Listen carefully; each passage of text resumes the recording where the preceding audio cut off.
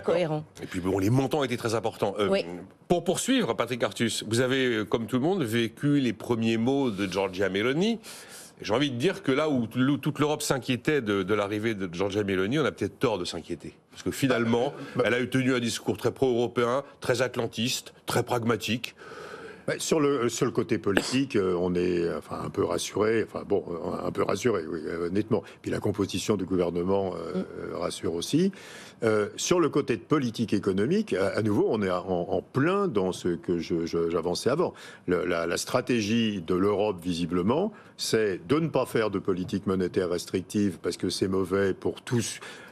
C'est mauvais, objectivement, c'est mauvais pour les financements de transition énergétique, c'est mauvais pour attirer des réindustrialisations, c'est mauvais pour faire des dépenses publiques de recherche, d'éducation, oui, effectivement, mais de faire une politique budgétaire extrêmement expansionniste au niveau européen et au niveau local.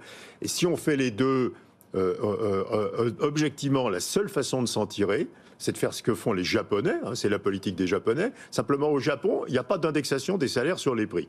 Et donc, l'inflation, c'est des petites bouffées d'inflation, et puis ça s'en va tout de suite. Et donc, la condition pour l'Europe d'être capable de faire une politique budgétaire très expansionniste, une politique monétaire très expansionniste, c'est de nettoyer l'indexation des salaires sur les prix. Or, on n'en prend pas la voie. Comment on nettoie l'indexation? On l'enlève. Mais par exemple, chez nous, elle n'existe pas, l'indexation des salaires sur les prix. Le SMIC est indexé, mais...